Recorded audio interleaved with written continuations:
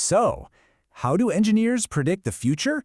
I mean, really, how do they know a brand new airplane design is going to fly, or that a new factory layout will actually be efficient before spending millions to build it?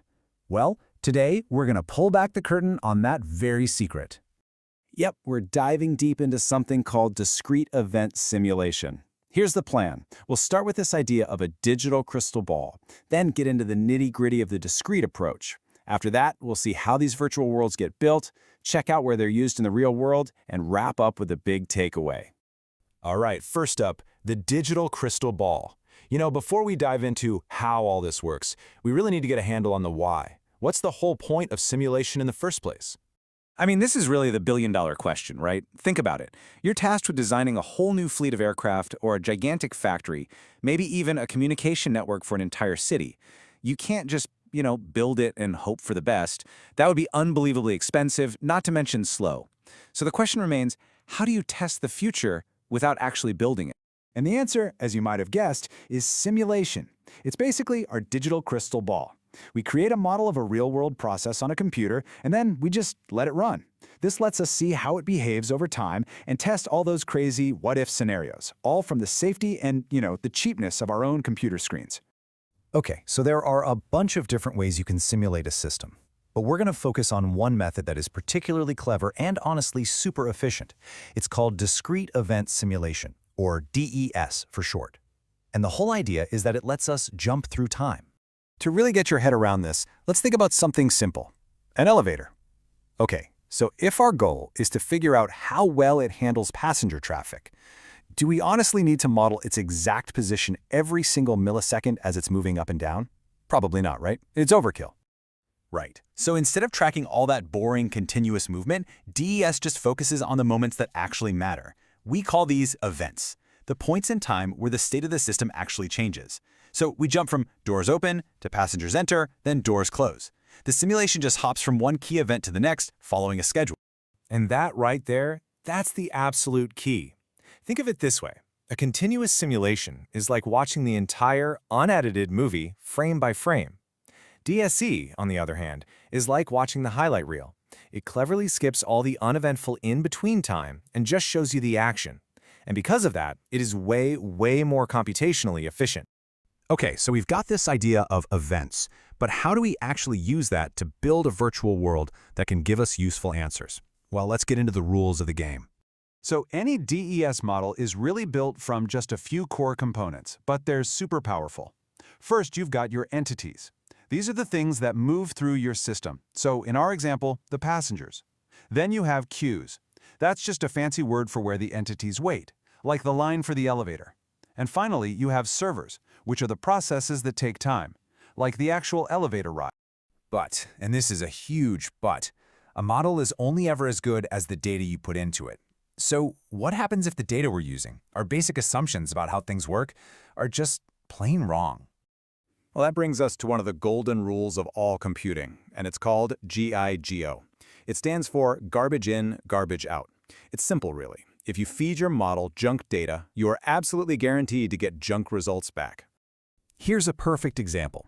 Imagine you're modeling people boarding a plane.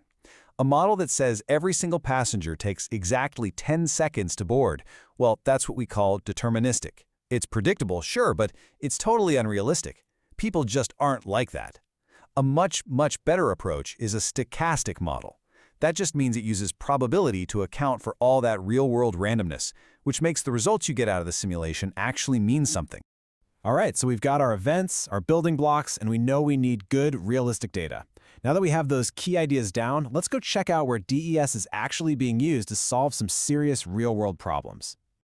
First up, aviation.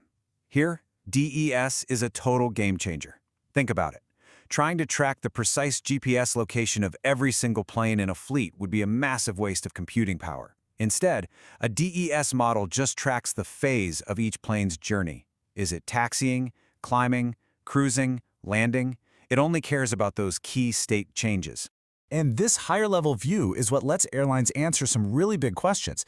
The planes are the entities, right? They sit in queues, like a holding pattern in the air or a line at the gate, waiting for servers, like a runway, to become available. This lets them simulate things like, what happens to our entire global network when a single storm hits New York? They can see those ripple effects and find the hidden bottlenecks, which is crucial for optimizing the whole operation. Okay, moving on to manufacturing. An assembly line is like the perfect candidate for DES. And the reason is simple. The whole process is already a sequence of separate, distinct steps. Using a DES model, a company can pinpoint exactly where its products, the entities, are getting stuck in queues on a conveyor belt, causing backups. They can test out if that expensive new machine, a server, is actually worth the investment. They can even simulate what happens when a critical piece of equipment fails. And they can do all of this without spending a dime or touching anything on the real factory floor. And for our last example, let's look at the invisible systems that pretty much run our modern world, communication networks. DES is absolutely essential here. What engineers do here is just a brilliant bit of abstraction. They treat tiny data packets as their entities. These packets wait in queues, which are really just data buffers, to get processed by servers like routers. This lets them test everything. Will data packets collide? Will this new software protocol work? What happens if we add 1,000 new devices to the network? They can find and fix problems that would be incredibly difficult or even impossible to test with real hardware. So, we've seen how these virtual worlds are put together and what they can do. What's the ultimate takeaway from all this? Well, I think it's summed up perfectly by the statistician George E.P. Box. He had this famous saying, all models are wrong, but some are useful. And that's such a key idea.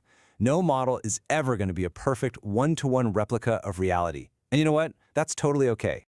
Because the real power of discrete event simulation isn't about being perfectly correct down to the last detail. It's about creating a model that is simplified, yes, but useful. Useful enough to give us the insights we need to answer those big, important questions and ultimately to just make better decisions. And that really just leaves us with one final thought to chew on. When you think about it, from the traffic on your morning commute to the way people line up at the grocery store, our world is just full of these complex systems. So my question to you is, what complex system in your world would you want to build a model of and maybe even improve?